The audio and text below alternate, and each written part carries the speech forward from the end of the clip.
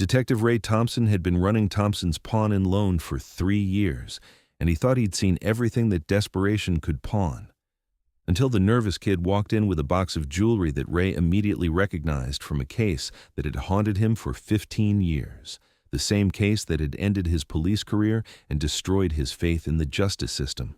Welcome to Faces Behind Stories. Before we continue this intense story of justice delayed and truth revealed, tell me in the comments from which city in the world are you watching this video today.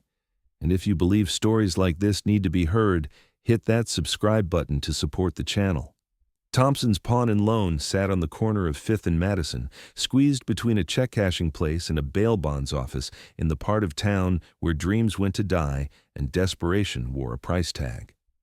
The neon sign in the window flickered between open and pen, but the regulars knew Ray Thompson would take almost anything of value, ask minimal questions, and treat people with more dignity than most pawn shops in the city. Ray had bought the place 3 years ago with his police pension and what little savings remained after the divorce. At 52, he was too young for full retirement, but too old to start over in law enforcement. The pawn shop gave him something to do with his days, and a reason to get out of bed that didn't involve staring at cold case files or empty beer bottles. The business suited him. 25 years as a cop, 15 of those in homicide, had taught him how to read people, how to spot lies, and how to recognize when someone was selling stolen goods versus family heirlooms. He'd developed relationships with local fence operations, could spot altered serial numbers from across the room, and had an informal network of contacts who helped him stay on the right side of both the law and the streets. Most importantly, the pawn shop was quiet. No sirens, no radio chatter, no partners asking him to explain why he'd walked away from a case that everyone else wanted to close. Just the steady rhythm of small transactions, the occasional interesting story behind an unusual item, and the satisfaction of helping people turn possessions into rent money without judgment. His regular customers knew him as Ray Thompson, former cop, fair dealer, man of few words. They didn't know about Detective Raymond Thompson, the homicide investigator who'd worked some of the city's most brutal cases and maintained the highest clearance rate in the department. They especially didn't know about the Henderson family murders, the triple homicide that had destroyed his career and left 3 bodies without justice. That was 15 years ago. Ray had learned to live with the failure, even if he'd never learned to forget it. The kid who walked in that Tuesday afternoon was maybe 19, 20 at most. Thin, nervous, with the kind of twitchy energy that came from either drugs or desperation. He wore expensive sneakers but a thrift store jacket, which usually meant he'd stolen the shoes or was selling everything valuable he owned. Ray had seen the type countless times. "Can I help you?" Ray asked from behind the counter, not looking up from the estate jewelry he was cataloging. An elderly woman had brought in her late husband's collection, and Ray was researching pieces to make sure she got fair value. "Yeah, I got some stuff to sell," the kid said, pulling a medium-sized cardboard box from a backpack that had seen better days. "My grandmother's stuff. She passed last month." Ray nodded sympathetically. Inheritance pawns were common, grandchildren selling family heirlooms they didn't understand or appreciate, usually to cover immediate expenses. "Sorry for your loss. Let's see what you have." The kid placed the box on the counter and opened it carefully. Inside, nestled in tissue paper, were several pieces of jewelry, a gold chain, some earrings, a few rings, and at the bottom, wrapped separately, an antique necklace that made Ray's blood freeze in his veins. He knew that necklace, had stared at crime scene photos of it for months, had watched it become evidence in a case that had consumed 2 years of his life before disappearing into the bureaucratic void where unsolved murders went to die. The Henderson family murders. Margaret Henderson, 68, her daughter Patricia, 42, and Patricia's teenage son Michael, 17, found dead in their suburban home, apparent robbery gone wrong.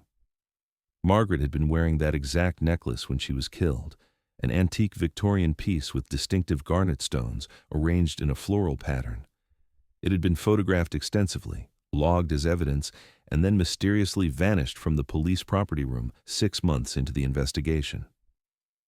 Ray kept his expression neutral through 25 years of police training, but his mind was racing. The Henderson murders had been the beginning of the end of his career, not because he couldn't solve them, He'd identified suspects, traced connections, built a case that should have resulted in arrests. But evidence had disappeared, witnesses had recanted, and powerful people had made it clear that some cases were better left unsolved. "This is a nice collection," Ray said calmly, picking up the necklace and examining it under his desk lamp. "This piece is particularly interesting. Do you know anything about its history?" The kid shifted nervously.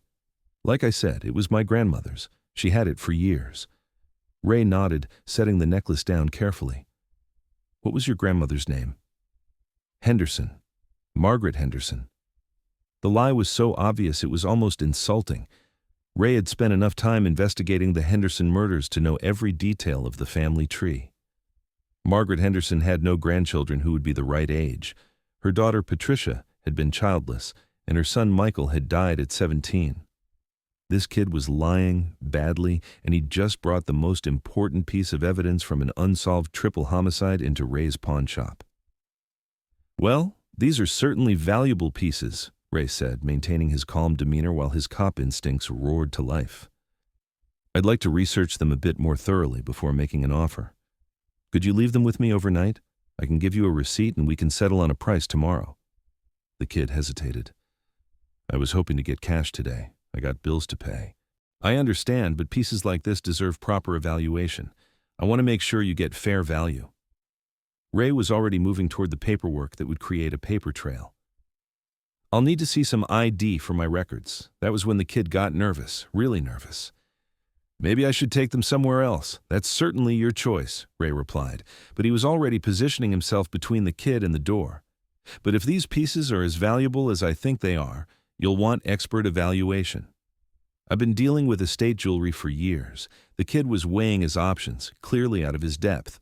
Ray could see the calculation happening: immediate cash versus better money tomorrow. Desperation won. "Okay, but I need something today. I got people expecting payment." Ray nodded, opening his cash drawer.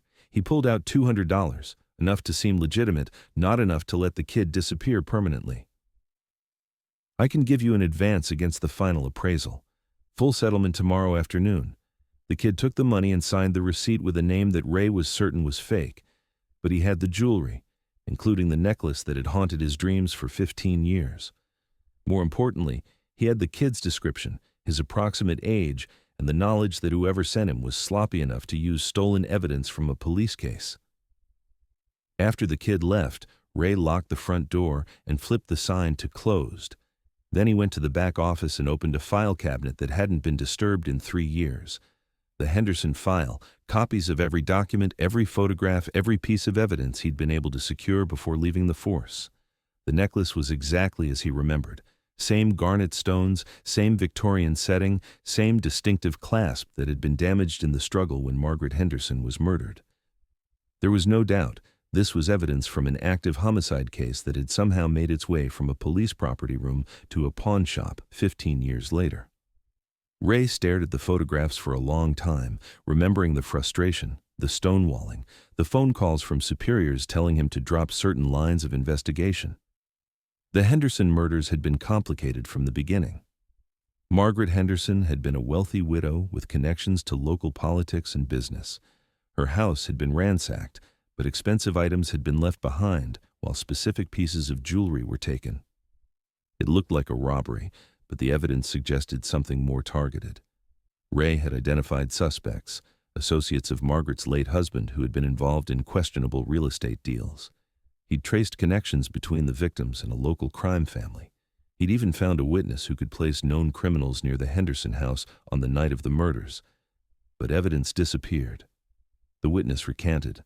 Files went missing.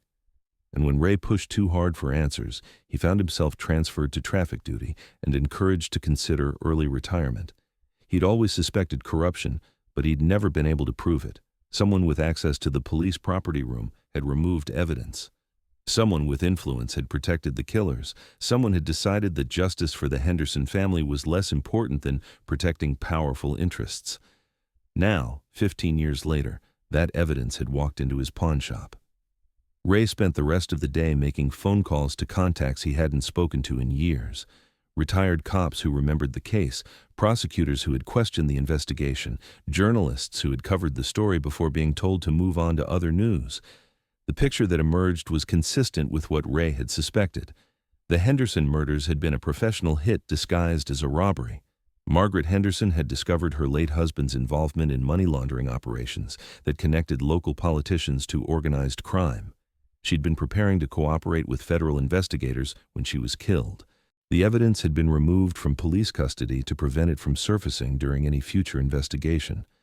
But someone had gotten careless or desperate or had decided that 15 years was long enough to wait before cashing in on stolen jewelry. The next morning, Ray was waiting when the kid returned. He wasn't alone this time. An older man accompanied him, someone with the kind of quiet authority that suggested he wasn't used to being questioned. "My nephew says you wanted to discuss the jewelry collection," the older man said, extending a hand that Ray didn't take. "I had some questions about provenance," Ray replied calmly.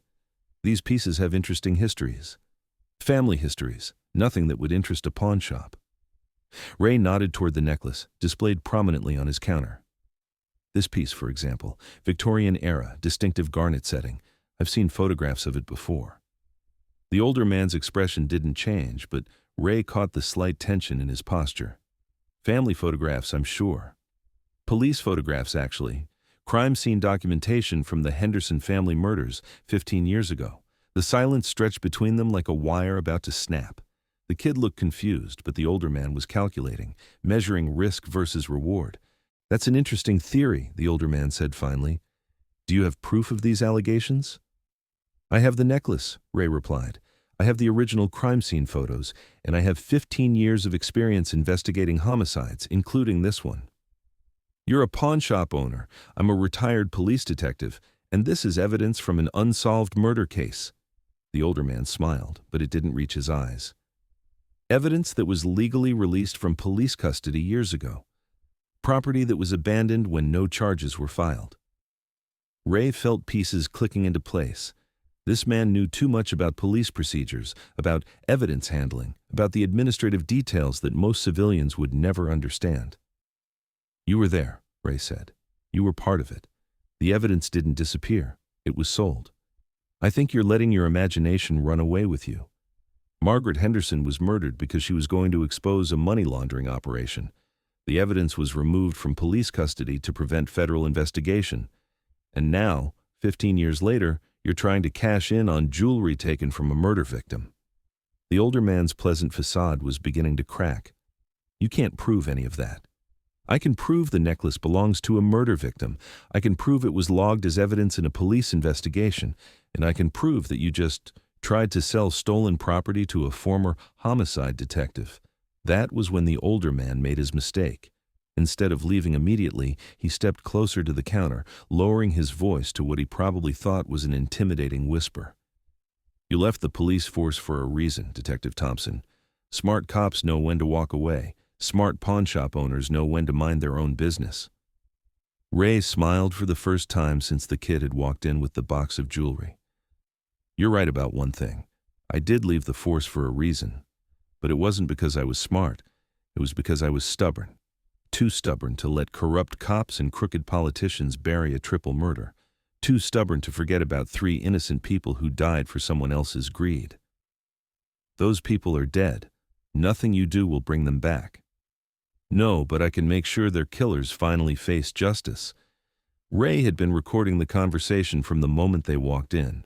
He had surveillance cameras covering every angle of the shop. And most importantly, he had called in favors from federal contacts who were very interested in 15-year-old evidence from a case involving money laundering and police corruption. When FBI agents walked through the front door of Thompson's Pawn and Loan 20 minutes later, they found the older man and his nephew zip-tied with plastic restraints that Ray kept behind the counter for exactly these situations. The necklace was secured as evidence, along with recordings of conversations that implicated both men in conspiracy to sell stolen property from a murder scene. The investigation that followed unraveled 15 years of corruption. The older man was Detective Lieutenant Marcus Webb, recently retired from the same police department where Ray had worked. He'd been part of a network that sold evidence from closed cases, protected criminal associates, and buried investigations that threatened powerful interests. The Henderson murders were reopened as a federal case. The original killers were identified, arrested, and convicted based on evidence that Webb had thought was safely hidden. Margaret Henderson's cooperation with federal investigators had been more extensive than anyone knew. She'd recorded conversations, documented transactions, and hidden copies of financial records that finally saw daylight. Ray Thompson's pawn shop became a crime scene, then a symbol, then finally just a business again. He continued buying and selling items from people who needed quick cash. But now everyone in the neighborhood knew that Thompson's pawn and loan was run by the retired detective who had solved a 15-year-old triple murder with nothing but patience and professional stubbornness. The neon sign still flickered between open and pen, but Ray had found something more valuable than any item that walked through his door. The satisfaction of knowing that justice delayed was not necessarily justice denied. Sometimes all it took was the right evidence walking into the right place at exactly the right time. And sometimes the most important cases were solved not by active detectives with full resources, but by retired cops who remembered that some promises, like the oath to protect and serve, didn't expire just because you turned in your badge. 3 families finally had closure. A network of corruption was exposed and prosecuted, and Ray Thompson proved that good cops never really retire. They just change their methods of serving justice. The Henderson case was finally closed, but Ray kept the crime scene photographs in his file cabinet, not as a reminder of failure, but as proof that patience, determination, and the right opportunity could overcome even the most corrupt attempts to bury the truth. Because that's what real detectives do. They never stop investigating, even when the investigation moves from a police station to a pawn shop. Justice doesn't care about jurisdiction or job titles. It only cares about truth, and truth has a way of surfacing when you least expect it, but most need it. This story was brought to you by Faces Behind Stories. Have you ever encountered someone whose quiet expertise suggested hidden depths? Tell us about them in the comments below, and let us know what city you're watching from today. If you believe stories like this deserve to be heard, subscribe to support the channel. We honor the guardians who continue serving, one case at a time.